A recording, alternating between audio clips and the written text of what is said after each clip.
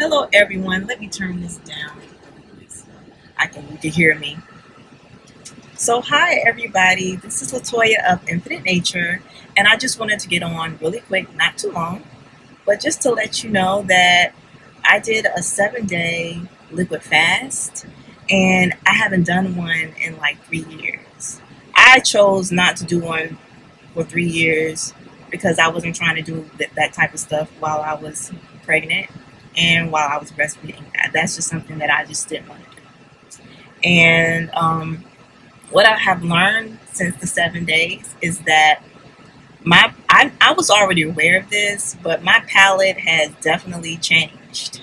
I find that I prefer vegetable juices more so than fruit juices, even though I love to drink fruit juices.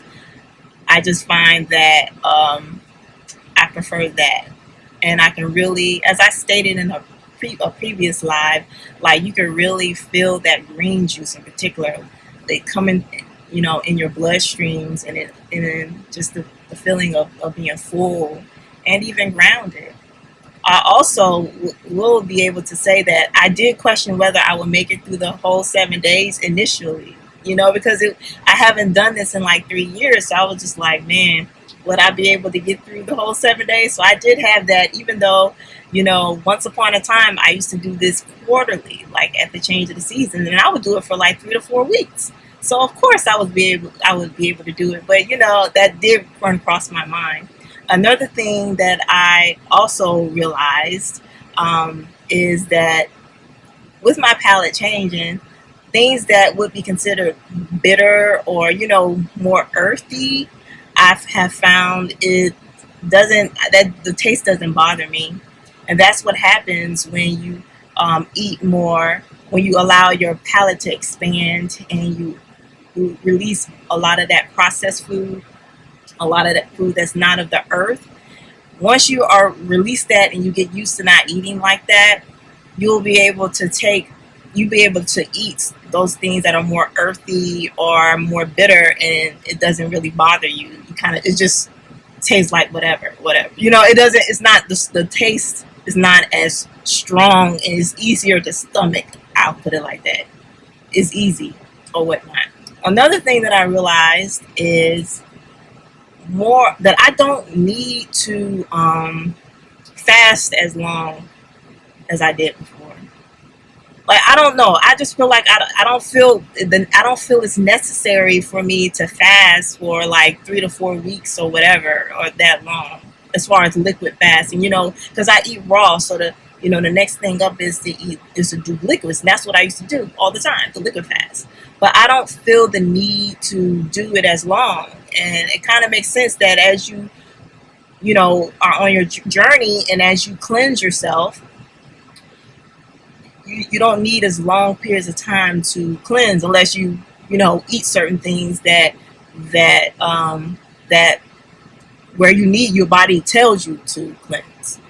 um, and that is also, but still at the same time, another thing I learned is that it's very necessary to cleanse because your body needs to reset itself, and that I don't feel as like I feel very clean because, like I said, I used to do this quarterly, and then I was stopped for 3 years, and I think that it was necessary. I think that I needed that. I think my body needed that, and it allowed a chance for my body to really balance itself out. Because, like I've stated many of times, and I even have videos on this about losing and gaining weight.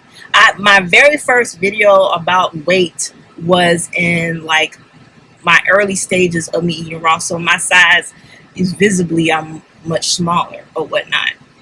And I was talking about the challenges that sometimes come with being smaller, and how people are quick to say crazy stuff to you when you're smaller, and how the things that people say to others who are maybe overweight, people say crazy stuff to the smaller people too. It's just on the other side of the spectrum, and I feel like people are very comfortable with doing that because you're smaller, and it's like, well, everybody's trying to lose weight, so whatever. But I have a video on that. If you have to go back further on my YouTube channel, Infinite Nature, to be able to see that. But I have a video where I'm talking about that, about dealing with that and about the concerns of losing too much weight on while you're on your healing journey, while you're adjusting to eating plant-based or just having a healthier lifestyle, and how you shouldn't just really focus on your weight. You need to focus on how you feel on the inside. If you're having more energy, if you have a clearer mind, if your emotions are being more balanced, if you are now regular when it comes to releasing things, when you look at all of those benefits, when you feel more connected to the earth, that next connected to nature, if you feel more creative, more resourceful, it's going to be different for everybody. But I weighed out the pros outside of the cons, and I was like, I'm gonna stick to it. I don't care what nobody thinks. I'm gonna stick to it, and that's what I did. So last year, was it last year or sometime within this year, or the end of last year, I made a video talking about losing and gaining weight on um, a raw vegan diet, and how you can do it. Is possible to lose and gain weight, because that's one of the things that people are very concerned about. But one thing that I would recommend is people just to get in tune with your body, to intuitively eat, and to intuitively connect with yourself, so that you'll know what works for your body and what doesn't work for your body. So with that, through time, my body balanced itself out, and I was able to gain weight. And but with that, I realized that I don't feel the need to do them for as long, but it's still very necessary, because I see the difference in just how I feel. Like, it's like I feel very cleansed and clean. You know what I'm saying?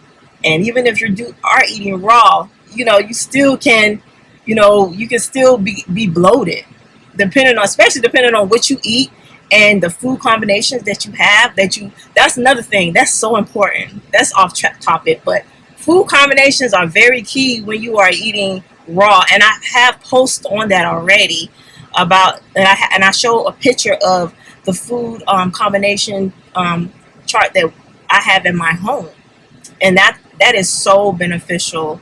One thing that I learned is to not eat melons with anything else. Like, even if you don't follow the food combination rules that we have, like, still be mindful of it, just so that when you feel like, oh, my stomach feels weird, you'll know it's because you mix food items that are not the best.